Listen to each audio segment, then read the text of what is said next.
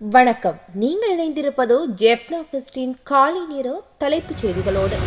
அனைத்து அரசு தொழில்களிலும் கட்டாய கைரேகை விதியை அமல்படுத்த வேண்டும் என பாராளுமன்ற உறுப்பினர் ராமநாதன் அர்ஜுனா அரசாங்கத்திடம் கோரிக்கை விடுத்துள்ளார். தபால் ஊழியர்களுடைய ஃபிங்கர் பிரிண்ட் தொடர்பான பிரச்சனை, இளைஞர்களுடைய பிரச்சனையை பார்ப்போம். இந்த ஃபிங்கர் பிரிண்ட் கொண்டு வருவதிலே நானும் நீங்களும் ஒரே எண்ணத்தில் இருக்கிறோம். அது கட்டாயம் கொண்டு வர வேண்டும். ஆனால் உங்களால் ஒரு வைத்தியர் ஒருவருக்கு ஃபிங்கர் பிரிண்டை கொண்டு வர முடியுமா? கொண்டு வர முடியாது. ஏனென்றால் நான் நேரடியாக சொல்லுகிறேன், நான் உட்பட எங்களுடைய வைத்தியர்கள் அனைவருமே 4 அல்லது 6 மணி நேரம் ஓவர் டைம் எழுதுகிறார்கள் பிரைவேட்டில் இருந்து கொண்டு. அதை உங்களுடைய முதுகெலும்பு இருந்தால் உங்களால் அதை மாற்ற முடியாது. ஆனால் நான் உங்களை கேட்கிறேன், 159 பேர் இருக்கிறீர்கள், நீங்கள் அதை கொண்டு வந்தால் உங்களுடைய அரசாங்கம் பாதிக்கப்படும். ஆகவே அந்த சட்டமூலத்தை நான் கொண்டு வருகிறேன். அந்த ஃபிங்கர் பிரிண்டை நாங்கள் வைத்தியர்கள், டெவலப்மெண்ட் ஆஃபீஸர்ஸ், சகல எங்களுடைய பாராளுமன்ற உறுப்பினர்களுக்கும் ஃபிங்கர் பிரிண்ட் கொண்டு வரணும் என்று நான் நினைக்கிறேன். ஏனென்றால் உங்களுக்கு நன்றாக தெரியும், அம்மைய சிங்களுக்கே வரலாற்று சிறப்புமிக்க நல்லூர் கந்தசுவாமி ஆலய வருடாந்த பெரும் திருவிழாவின் தேர் திருவிழா இன்று நடைபெறுகின்றது. தேர் திருவிழாவை முன்னிட்டு யாழ் மாவட்ட பாடசாலைகளுக்கு விசேட விடுமுறை வழங்கப்பட்டுள்ளது.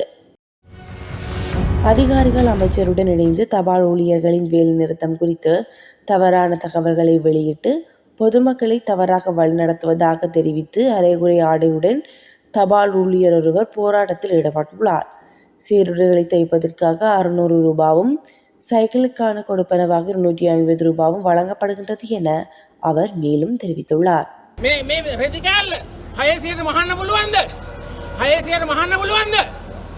මේගොල්ලෝ පට්ටමල් බොරු කියන්නේ අපි කියනනම් 13000ක් ඉන්නේ 13000ක් ඉන්න ඔය 26000න් තැපෑල්ල ගමට ගෙනියන සේවකයෝ පාපැදියට දීමනාව තවමත් වැඩි කරගන්න බැරුණා. රුපියල් 250යි රුපියල් 250යි පැච් එක දාන්න පුළුවන්ද? බෑ.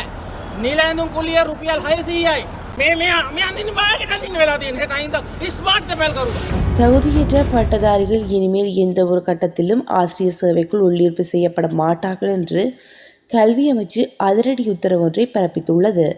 இதுவரை காலமும் கல்விமானி பட்டப்படிப்பு நிறைவு செய்த பட்டதாரிகள் நேரடியாக ஆசிரியர் சேவையில் உள்ளீர்ப்பு செய்யப்பட்டிருந்தனர்.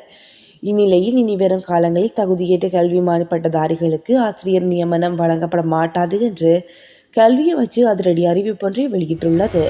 நாட்டின் முக்கிய கோயில்கள் மற்றும் தேவாலயங்களில் நடைபெறும் வருடாந்த திருவிழாக்களில் கலந்து கொள்ளும் பக்தர்களிடமிருந்து தங்க நகைகளை கொள்ளையிட்டு வருகை தந்த 2 இந்திய பெண்கள் உட்பட 8 பெண்கள் அடங்கிய ஒழுங்கமைக்கப்பட்ட குழு ஒன்றை யாழ்ப்பாண போலீசார் கைது செய்துள்ளனர்.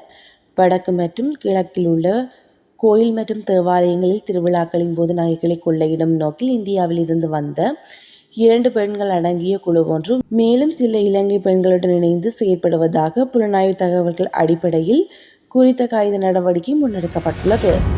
அயடின் கலந்த லக்குப்பின் விலையை இலங்கா உப்பு நிறுவனம் குறைத்துள்ளது. அதன்படி 400 கிராம் அயடின் கலந்த உப்பு தூள் பாக்கெட்டின் விலை 20 ரூபாவினால் குறைக்கப்பட்டுள்ளது. 1 கிலோகிராம் அயடின் கலந்த உப்பு தூள் பாக்கெட்டின் விலை 30 ரூபாவினால் குறைக்கப்பட்டுள்ளது. அதன்படி அடுத்த வாரம் முதல் 400 கிராம் உப்புத்தூள் பாக்கெட் ஒன்று 100 ரூபாவுக்கும் 1 கிலோகிராம் உப்புத்தூள் பாக்கெட் 200 ரூபாவுக்கும் 1 கிலோகிராம் கட்டி உப்பு பாக்கெட் 150 ரூபாவுக்கும் விற்பனை செய்யப்படும் என அறிவிக்கப்பட்டுள்ளது. வெளிநாட்டில் பணிபுரியும் தனது மனைவி வீடு திரும்புவதற்கு உதவுமாறு அதிகாரிகளை வலியுறுத்தி மின்சார கம்பத்தின் மேல் ஏறிய நபரால் பரபரப்பு ஏற்பட்டுள்ளது. கம்பகா பேலியக்கொடையில் இந்த சம்பவம் இடம்பெற்றுள்ளது.